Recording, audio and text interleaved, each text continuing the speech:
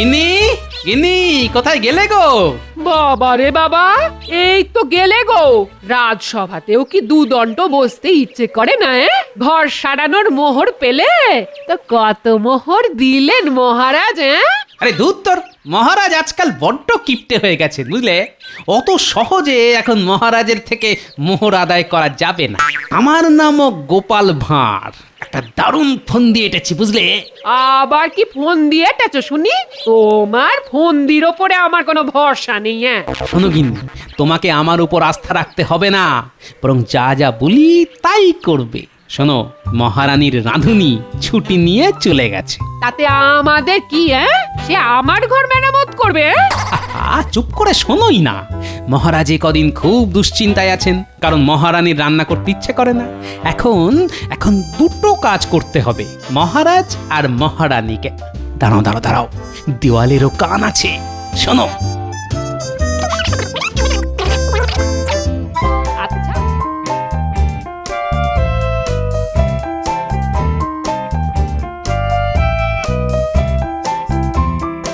প্রণাম মহারাজ। কি ব্যাপার? আগে মহারাজ, ওই দেশে মায়ের খুব অসুখ, তাই যেতে লিখেছে। ও যাও যাও যাও যাও, তাড়াতাড়ি যাও। মহারাজের জয় হোক।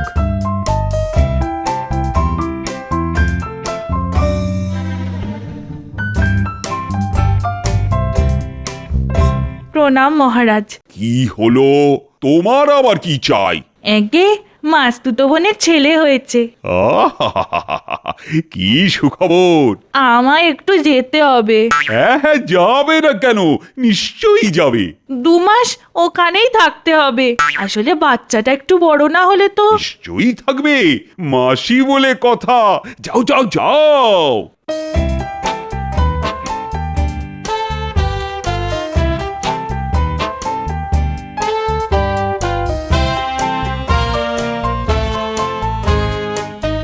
প্রণাম মহারাজ।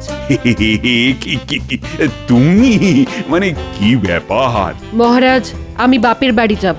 কেন কেন কেন কেন? বাবাকে দেখতে যাব, 6 মাস পরে আসবো। সে কি 6 মাস? আরে বাবা, বাবাকে দেখতে যাবে তো যাও, কিন্তু কালই চলে এসো। কেন? কেন মানে? আরে এখানে এত কাজ। আমি কি কাজের লোক? বিনা পয়সার সেবা দাসী? এমন করে বলছো কেন?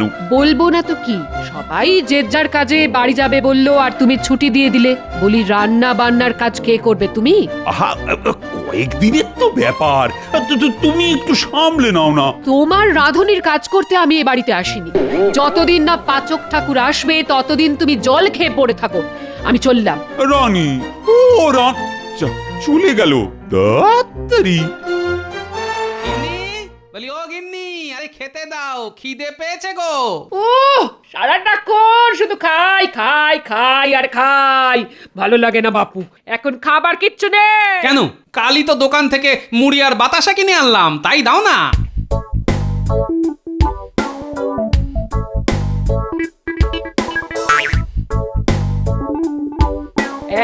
এই নাও, খেয়ে দে, বাজার থেকে মাছ কিনে আনো। হ্যাঁ,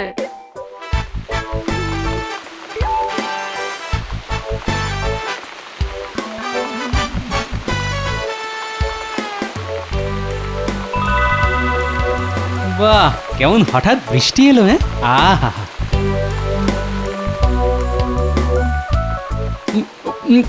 গিন্নি, তুমি আমাকে ভেজা মুড়ি দিলে কেন? বলো যা, তোমার কি ভীমরতি হলো নাকি? চোপড়াও। এই তো তুমি আমাকে ভেজা মুড়ি দিয়েছো। বাবা, আমি কেন তোমায় ভেজা মুড়ি দিতে যাব? হ্যাঁ, বলি ছাতের দিকে একবার তাকাও, তাহলেই বুঝবে কেন মুড়ি ভিজছে। ওই দেখো, ওই দেখো, কতবার বলেছি এই ঘরটা সারাবার ব্যবস্থা করো। আমার কথা কানে তোলেই না। এবার ঠেলা সামলাও সামলাও।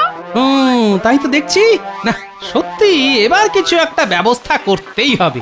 করতে হয় না, করো এখনই, নইলে এবার বর্ষায় আমাদের পথে বসতে হবে। হ্যাঁ, যা করার এখনই করো, বুঝলে? নইলে এই বর্ষায় আমাদের গাছতলায় কাটাতে হবে। হ্যাঁ না না গিন্নি, তুমি কিচ্ছু চিন্তা করো না, আমি একটা না একটা ব্যবস্থা করবই করব। কিন্তু বুঝলে, সেবার ঘরামির সঙ্গে কথা বলতে সে 150 মোহর চেয়েছিল। তুমি বরং রাজামশাইয়ের কাছ থেকে চেয়ে আনো। হ্যাঁ, আবদার আমি চাইলেই যেন দিয়ে দেবে। দেখি কি করা যায়।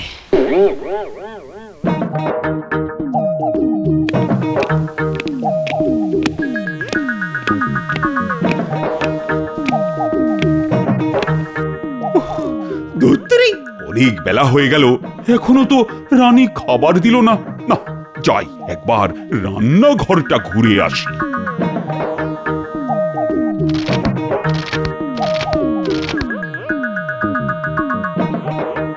রানী, খাবার দাও। খাবার হতে দেরি আছে, দুধ ভাত দিচ্ছি, খেয়ে উদ্ধার করো। ওহো, হ্যাঁ, ঠিক আছে, ঠিক আছে, ঠিক আছে। মনে হচ্ছে মহারাজের আসতে দেরি হবে। ততক্ষণ আমরাই যদি কিছু রাজকার্য শুরু করি। বেশি বকো না তো, বলি বিজ্ঞান ছাড়া আর কিছু বোঝো না নাকি? হ্যাঁ, মনে হচ্ছে সকাল সকাল ওই অম্বল ঘটিত রোগে। চুপ করো, তোমার খালি সবেতেই অম্বল আর আমাশা। পৃথিবীতে কি আর এর বাইরে কিছু নেই? আহা রাজবৈদ্য, মন্ত্রী মশাই আজ সকালে নিশ্চয়ই বউয়ের বকুনি খেয়েছে। চিন্তা করবেন না মন্ত্রী মশাই, সব বাড়িতেই ওই রকম একটু আধটু হয়। আর বউ শব্দের মানে জানেন তো? কেন জানবো না? বউ শব্দের অর্থ পত্নী বা স্ত্রী বা হলো না পণ্ডিত মশাই, হলো না। বউ শব্দ মানে ব আর উ। বয়ে হলো বড় আর উতে উৎপাত। তাহলে বউয়ের সমার্থক হলো বড় উৎপাত। ঠিক ঠিক বলেছ গোপাল, এতদিন বাদে একটা খাঁটি কথা বলেছ। মহারাজ,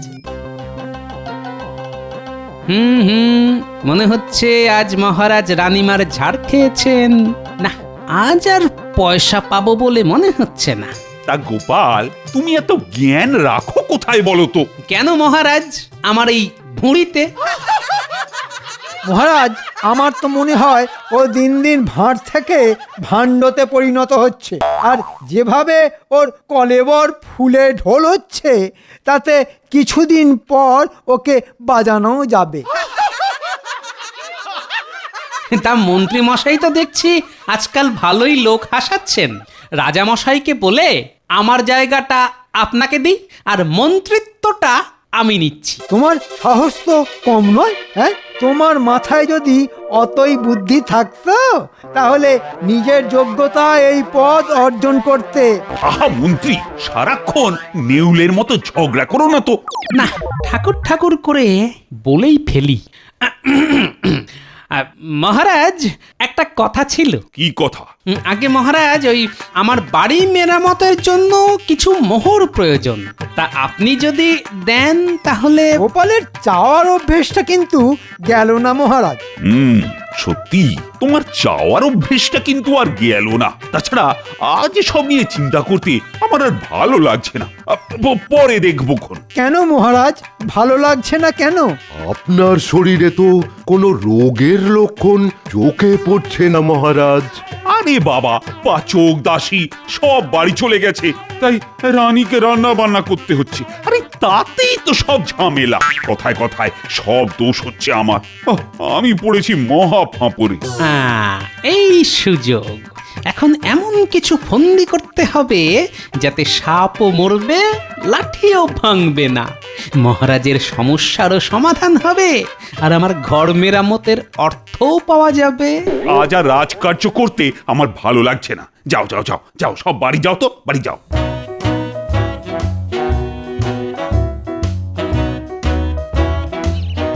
গিন্নি, গিন্নি, কোথায় গেলে গো? বাবা রে বাবা, এই তো গেলে গো। রাজসভাতেও কি দুদণ্ড বসতে ইচ্ছে করে না? ঘর সারানোর মোহর পেলে তো কত মোহর দিলেন মহারাজ? আরে দূর তোর, মহারাজ আজকাল বড্ড কিপটে হয়ে গেছে বুঝলে। অত সহজে এখন মহারাজের থেকে মোহর আদায় করা যাবে না। আমার নামও গোপাল ভাঁড়। একটা দারুণ ফন্দি এঁটেছি বুঝলে। আবার কি ফোন দিয়ে এটেছো শুনি? তোমার ফন্দির ওপরে আমার কোনো ভরসা নেই। শোনো গিন্নি, তোমাকে আমার উপর আস্থা রাখতে হবে না, বরং যা যা বলি তাই করবে। শোনো, মহারানীর রাঁধুনি ছুটি নিয়ে চলে গেছে। তাতে আমাদের কি? সে আমার ঘর মেরামত করবে? চুপ করে শোনোই না।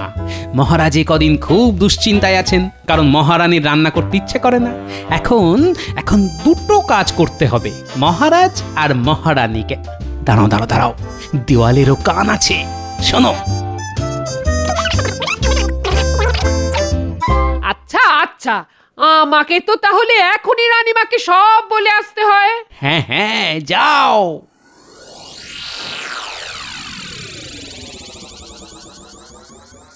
রানীমার জয় হোক। আরে গোপাল গিন্নি যে, এসো ভেতরে এসো। কেমন আছো? ওই আছি একরকম। শুনলাম আপনি নাকি ভালো নেই, আপনার রাঁধুনি চলে গেছে।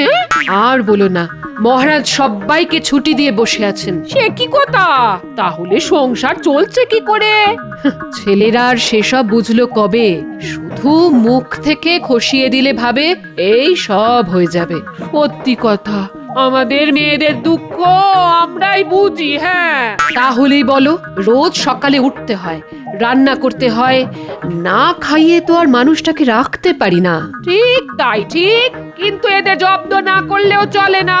একটা যদি মাথায় কোনো উপায় আসতো, তাহলে দেখিয়ে দিতাম কত ধানে কত চাল। রানীমা আমার মাথায় একটা ফোন দিয়ে এসেছে। ভাই বলো বলো।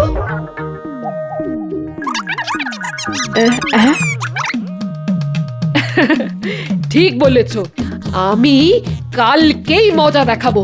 ও কি, উঠলে কেন? আর আমার কপালে কি বসবার জো আছে? আপনাদের আদরের গোপাল তো বাড়িতে একটা পয়সাও দেয় না। হ্যাঁ, দেখি যদি কারু কাছে কিছু ধার করতে পারি। আহা, ধার করবে কেন?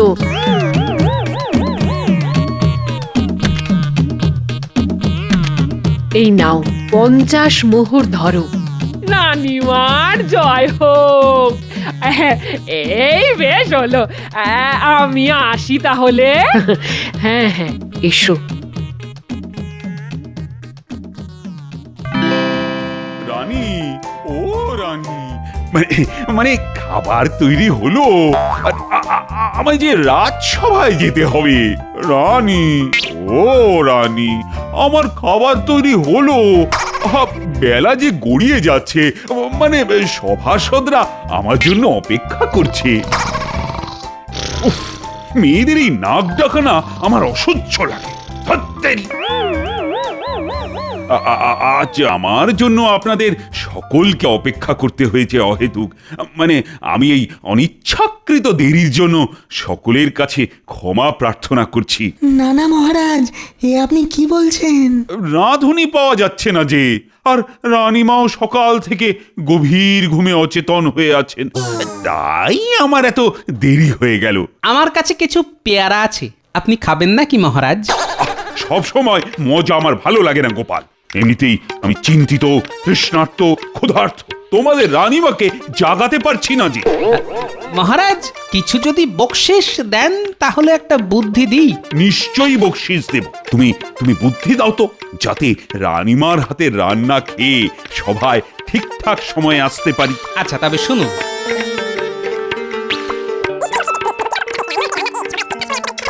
বাহ, তুমি যা বলছো তাই হবে। এই নাও তোমার বকশিস।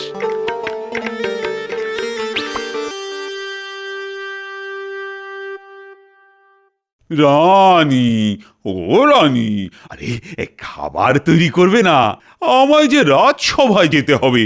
রানী, ও রানী, আমার খাবার তৈরি হলো। দেখো দেখো, বেলা যে গড়িয়ে যাচ্ছে, আর সভাসদরা আমার জন্য অপেক্ষা করছে। দাঁড়াও, এবার তোমার ব্যবস্থা করছি।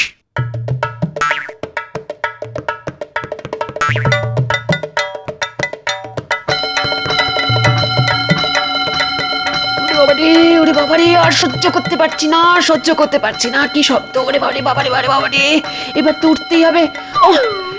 ওহ, ক্ষমা করো, আমি গভীর ঘুমে আচ্ছন্ন হয়ে পড়েছিলাম। ক্ষমা করো, তুমি একটু অপেক্ষা করো, আমি তোমার খাবার করে আনছি। গোপালের বউয়ের বুদ্ধিটা কাজে লাগলো না। এত শব্দ করলে কি ঘুমের অভিনয় করা যায়? ধুত্তেরি, সেই রান্না করতেই হবে। কাল নতুন ফন্দি করতে হবে। গোপালের বুদ্ধির জবাব নেই। ওরা দুজনেই কিচ্ছু বুঝতে পারছে না।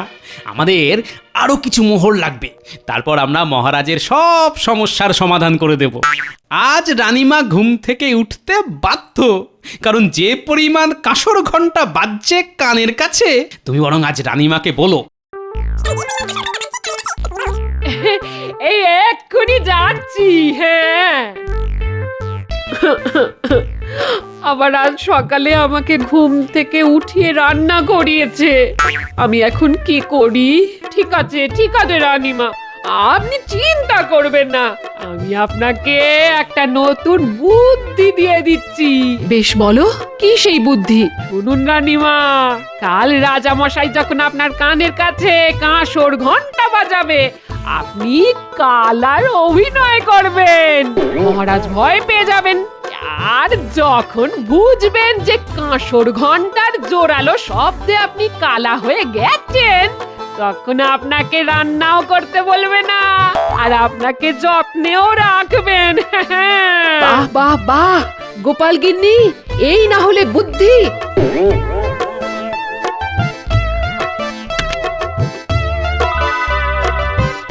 তুমি না হয় আরো 50টা মোহর রাখো। কাল সকালটা হোক, তারপর দেখাচ্ছি মজা মহারাজকে। ও রানী, খাবার তৈরি করবে না? হ্যাঁ, আমায় যে রাজসভায় যেতে হবে। কি গো, আমার খাবার তৈরি হলো, এদিকে যে বেলা গড়িয়ে যাচ্ছে, আর সভাসদরা আমার জন্য অপেক্ষা করছে। দাঁড়াও, আবার শিক্ষা দিতে হবে মনে হচ্ছে।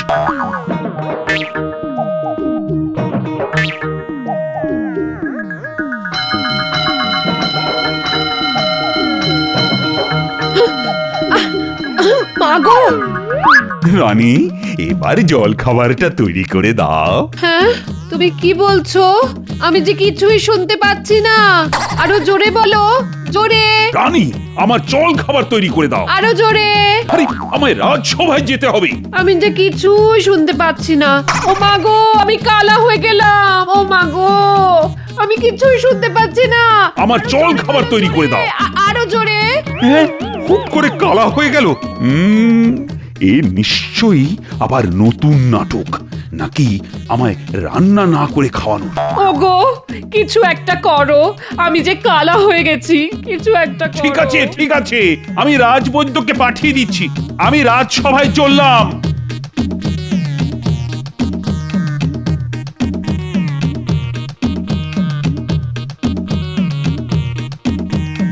ওই তো, তাড়াতাড়ি রানীমার কাছে যাও।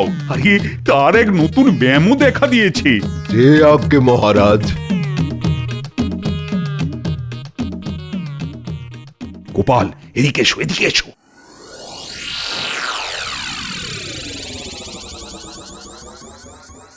কি হয়েছে মহারাজ? রানী বলছেন যে তিনি নাকি কালা হয়ে গেছেন, আমি জোরে কাঁসর ঘন্টা বাজিয়েছি বলে। ও, এই ব্যাপার। আপনি কিচ্ছু চিন্তা করবেন না মহারাজ।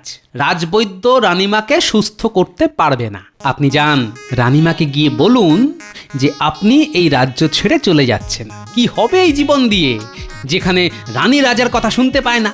যান, বলুন গিয়ে। তারপর রাজপ্রাসাদ থেকে বেরিয়ে যাবার ভান করবেন। রানীমা যদি সত্যি সত্যি কালা না হন, তাহলে তিনি আপনাকে নিশ্চয়ই আটকাবেন। তাহলেই আপনি বুঝে যাবেন যে রানীমা অভিনয় করছেন। অসাধারণ গোপাল, তোমার বুদ্ধির তুলনাই নেই। আগে ওই তুলনা নেই বলে কি মূল্য নেই মহারাজ? মানে ওই যৎকিঞ্চিত যদি। এই নাও 100 মোহর। ধন্যবাদ মহারাজ, আমি বাড়ি চললুম। বেশ, তুমি বাড়ি যাও, আর আমি তোমার বুদ্ধিটা প্রয়োগ করে আসি। এই টাকায় আমার বাড়ির চাল ছাওয়া হয়ে যাবে। গিন্নি, গিন্নি, ও গিন্নি, আরে কোথায় গেলে? আরে বেরিয়ে এসো, বেরিয়ে এসো। বলি কটা মোহর হলো? এখনো পর্যন্ত এই 150টা মোহর হয়েছে। হ্যাঁ, এই নাও আরো 100। এই টাকায় আমাদের ঘর ছাওয়া আগল দেওয়া সব হয়ে যাবে। এবার চলো মহারাজের কাছে ক্ষমা চেয়ে নতুন রাঁধুনি দিয়ে আসি। হ্যাঁ হ্যাঁ, ঠিক বলেছো। ওদের অনেক কষ্ট হয়েছে, আমাদের আর দেরি করা উচিত নয়। চলো।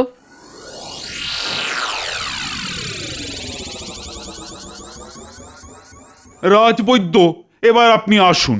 সে কি এখনো যে মধুচন্দ্র বটিকা খাওয়ানো বাকি আছে? আপনার অনেক বটিকা হয়েছে বৈদ্য, আপনি পরে আসবেন, এখন যান। আপনি বড় উদ্বেগে রেখেছেন মহারাজ। আমি বলি কি, এখনই একটা ওই বটিকা খেয়ে নিলে হতো না? না না, আমার কোনো বটিকা লাগবে না, আমি এই রাজ্য ছেড়েই চলে যাব। সে কি? না না, আমার জন্যই আজ রানীর এই অবস্থা, আমার জন্য রানী কালা হয়ে গেছে। ও কি হবে আর এই জীবন নিয়ে, যেখানে রানী রাজার কথা শুনতে পায় না? না না, আমি চলেই যাব, আমি এই রাজ্য ছেড়ে চলে যাব। এসব এসব কি অলক্ষণে কথা বলছেন মহারাজ? তুমি যাও বৈদ্য, যাও।